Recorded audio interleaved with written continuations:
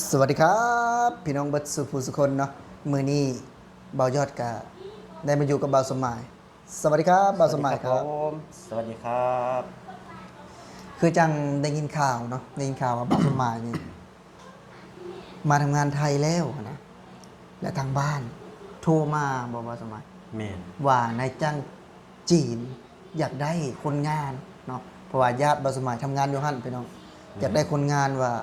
ให้เดือนละ9 ล้านกีบเนาะก็อยู่ที่ประมาณ 15,000 บาท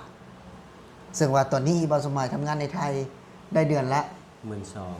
12,000มากกว่าเงินเดือนในไทยนะเพื่อนให้ แต่ว่าบาสมัยบอกกับเพื่อนว่าเนาะเพื่อนภูมิใจในการทำงานในไทย เดี๋ยวจะสอบถามมันนี่ว่าเป็นย้อนหยังจึงแบบว่าบอกกับนะ บ่มากเนาะบ่มากเฮ็ดงานอยู่นำเฒ่าแก่จีนนี่นะเป็นหยังจะบอกว่า คือบ่มักอยู่แล้ว บ่มักจีนอยู่แล้ว อืม บ่มักคนจีนนี่ เว้าภาษาบ่รู้เรื่อง เว้าภาษาบ่รู้เรื่อง คือเป็นเคยทำงานกับในจ้างจีนบ่ตอนนั้นคือว่าบ่มัก บ่เคยแต่บ่มักอ๋อบ่เคยแต่บ่มัก อืม คือมันเป็นอะไรยันบ่เขาบ่จ่ายเงินบ่เป็นอะไร ยันเขาบ่จ่ายเงินนั่นนะ คือเขาเห็นตามข่าวเนาะ เห็นตามข่าวตามหยังเห็นบ่โกงลูกน้องโกงคนงานโกงยังบ่จ่ายเงินลูกน้องยังแบบนี้ อ๋อบางสมัยก็เลยย่าน แม่นญาติ อ๋อคือพอทีนี้ญาติโทรมาในความรู้สึกบางสมัยมันเลยกูสิกลับบ่ให้9 ล้านเดือนหนึงอะนะ คิดโทรมาปุ๊บคิดได้เลยว่าโอ้จังได๋กูก็บ่กล้าอยู่แล้วอยู่ไทยดีกว่า เอาเงินในเดือนได้น้อยกว่าเด้สมมุติว่า ได้น้อยกว่าแต่มัน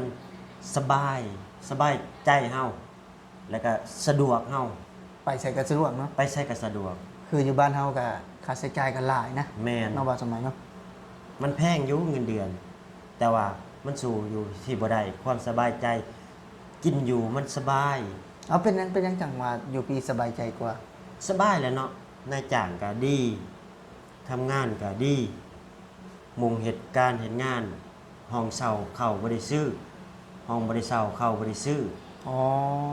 คือบ่ได้ในเช่าห้องพี่น้องแต่ว่าบางสมัยเพิ่นบ่ได้เช่าห้องเนาะเข้าบ่ได้ซื้อเนาะบางสมัย แม่นบ่ได้ อ๋อ ซื้อ อยู่กับนายจ้างไทย แต่ถ้าว่าสิกลับไปกับเหตุกับนายจ้างจีนนี่บ่เอาเนาะ บ่เอา คือกลับบ้านแล้ว ทั้งที่ยังบ่ทันได้เคยเห็นนะ บ่เคยเฮ็ดก็บ่ไป อ๋อแต่มีญาติเห็นอยู่พุ่นเนาะ มีญาติเฮ็ดอยู่หันแล้ว อ๋อแล้วเพิ่นจะโทรมาว่า เออ โอ้บางสมัยเนาะไอ้สมัยบอกเพิ่นห้องไว้นี่ แม่ นะ น ไอ้สมัยว่ามีเงินแบบว่าทำงานกับนายจ้างจีนนี่ได้สำนี้เด้ได้9 ล้านเด้มาไหมแต่บางสมัยบ่ไปเนาะ บ่ไปบ่ฮู้ว่าเวลาไปเฮ็ดงานเนี่ยจักมันสิให้เฮาเฮ็ดหยังแหน่จะปุจุมปุ๋ยแล้วแต่มันแล้วก็มันเป็นลูกน้องมันแหล้วเนาะ อืมแล้วมันแต่เวลาให้กับนายจ้างไทยเด้คือแบบว่ามั่นใจสัตว์ มันใจแบบว่าเพิ่นแบบว่าฮักเฮาเฮ็ดในสิ่งที่เฮาเฮ็ดได้แม่นบ่เพิ่นก็บ่ได้บังคับเฮาได้ว่ามึงเฮ็ดไอ้เฮ็ดจนว่าหัวคิดหัวความบ่มี เฮ็ดตามความสามารถเอาเลย แม่น อืม สมมุติเพิ่นว่างงานมีแล้วอยู่นั่นเนาะเฮาก็สิเฮ็ดเลยว่าเฮ็ดจุดนั้นจุดนี้ไอ้ตัวนี้แล้วไปเฮ็ดตัวนั้น อ๋อ และเจ้านายบาสมายบ่เคยเข้ามายุ่งเกี่ยว อ๋อเจ้านายนี่บ่ได้เคยเข้ามาเลยบัด แม่น นี้ เพิ่นว่างงานแล้วมีร้านเพิ่นแบบว่าร้านเพิ่นนี่มาดูแลแทน อ๋ออ๋อ ก็คือแบบว่าคล้ายๆแบบว่าลูกฮักเพิ่นหั่นน่ะเพิ่นลู อ๋ ก อ ลูกเลี้ยงเพิ่น คือเพิ่นมอบกิจการนี่ให้ แม่น ให้ลูกบุญธรรมเนาะ แม่น ลูกบุญธรรมนี่ดูแล แม่น ถือว่าเพิ่นบางสมัยก็บ่ได้ค่อยเจอเพิ่นว่าซั่นซะ แม่นบ่ได้ค่อยเจอ แต่ว่าก็จากการที่ทำงานอยู่นี่มึง7 ปีก็7บ่ 7 ปีกว่า 6-7 ปีเนาะ 6-7 ปี ก็ถือว่าฮู้นิสัยใจคอในนายจ้างนี่ดีเนาะ แม่น แต่ถ้าหากว่าสิให้กลับไปอยู่กับนายจ้างจีนหรือว่าไปทำกับนายจ้างจีนก็ย่านเนาะหนึ่งย่านเพิ่นบ่จ่ายเงินนำเนาะ แม่นยัน แบบ บ่จ่ายเงินแล้วก็ยันแบบว่าขาเฮ็ดหยังผิดมาปุ๊บคันเฮาเฮ็ดแบบว่าบ่ถูกใจมันแบบนี้นะ อืม อย่ามันเฮ็ดกับความรุนแรงของเฮาแม่นนี่นะ เราก็บ่ฮู้ว่านิสัยใจคอมันเนี่ยนะ คือ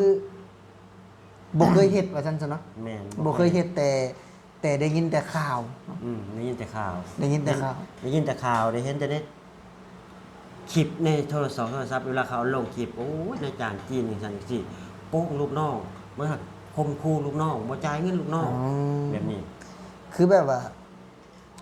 หนึ่งแหละ ถ้าจ่ายก็อาจบ่ได้ตรงได้เป็นเนาะสมมตินัดวันที่5ก็อาจจะเป็นกลางเดือน เบี้ยวไปเรื่อย หรือว่าสิ้นเดือนหน้าเนาะและบางคนนะบ่ได้เลยพี่น้องบ่ได้เลยเบาสมัยเพิ่นก็ย่านในตัวนั้น และก็เรื่องน้ำใจพี่น้องเพิ่นก็ย่านเรื่องน้ำใจก็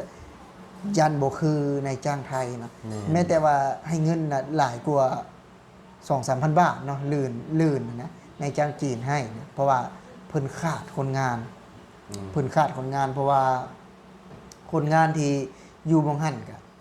ลาออกเนาะลาออกมาทำงานไทยเบิด แม่น เพราะว่า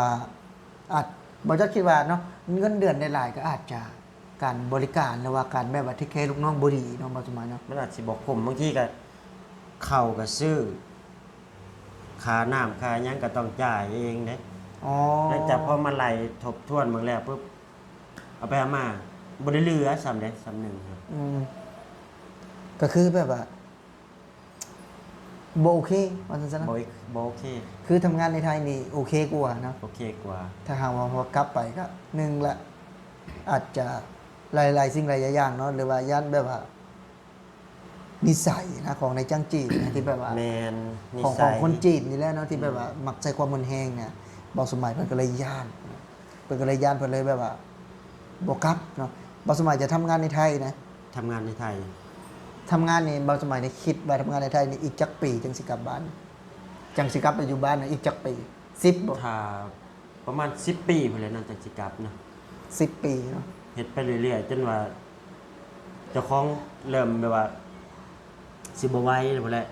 จนว่าทำงานบ่ได้ว่าซั่น ทำงานบ่ได้จังสิได้เมื่ออยู่บ้าน ๆแต่ตอนนี้ก็ทำงานไปก่อนเนาะ ทำงานไปเรื่อย ทำงานไปเรื่อย อืม และตอนนี้มีครอบครัวแล้ว ๆ ตอนนี้บ่ยังตอนนี้ มีบ่ ยัง เอาสมมุติว่าบ่สมัยบ่ยังนี่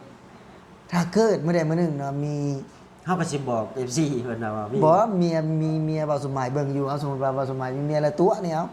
เมียบ่สมัยเบิ่งอยู่ บ่ได้ตัวเนาะก็คือยังบ่ทันมีเนาะพี่น้องเนาะ ยังบ่ทันมีเอาคือยิ้มเอาคือยิ้มแล้ว ยังบ่ทันมีก็ เอา ใช่ก็อยากมี อยากมี แต่ยังบ่ทันมี อย่าว่าเด้ว่าอยากมีเมียไทยบ่ได้เด้ บ่ได้ว่าอยากมีหรอกคือเพิ่นรับเฮาได้ในสิ่งที่เฮาเป็นเฮาก็รับเพิ่นได้แบบนี้นะ ก็คือตอนนี้ยังโสดเนาะ ยังโซ สมมุติว่าเก็บเงินได้จักก้อนหนึงนี่ จังสิไป จักเมียบ่หรือว่า จังสิแปะ มีคนคุยแล้วตอนนี้ก็บ่มีคนคุยเลย ตอนนี้ก็คุยอยู่ อ๋อคุยอยู่ อืม แต่ยังบ่ได้เปิดตัว ยังบ่ได้เปิดโต อ๋อ ถ้าให้มือฮอดมือแบบว่า เหมาะสมเนาะพี่น้องเนาะบอกง่ายๆเหมาะสมจังสิว่าฮอดมือมัดคอตัวแขนมันจังสิจังสิเปิดโตให้เบิ่งแบบนี้นะ อ๋อตอนนี้คือยังเก็บเอาไว้ในลิ้นชักอยู่ แม่ โอ้บาสมัยนั่นเองนะถือว่าเพิ่นก็ยังโสดนะเนาะเพิ่นก็ยังโสดยังแบบว่ายังบ่ทันได้มีแฟนเป็นตัวเป็นตนถือว่ามีคนคุยเนาะ แม่ ถือว่าก็ยังแบบว่ายังบ่ได้ผู้ญาติผู้ใหญ่หรือว่าเป็นยังบ่ทันได้ฮู้นะพี่น้องเนาะก็ถือว่า ได้ฟังเรื่องราวเนาะชีวิตของเพิ่นพี่น้องจากหนุ่มลาวสู้ชีวิตเนาะคือเคสนี้ก็เป็นเคสที่แบบว่าทางบ้านเพิ่นโทรมาแบบว่า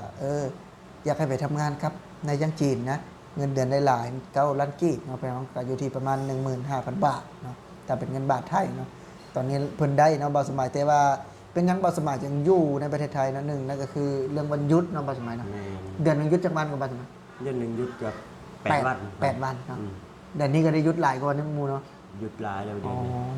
เดือนหนึ่งหยุด8 วันพี่น้องเนาะ รายได้ต่อเดือนคือ1ได้เป็นเดือนเนาะ ได้เป็นเดือน 12,000 บาทพี่น้องเดือนหนึ่งหยุด8 วันนะจะได้ 12,000 บาท แล้วก็มีที่พักฟรีเนาะ ฟรี ข้าวฟรีน้ำฟรีพี่น้องฟรีทุกอย่างเนาะถือว่า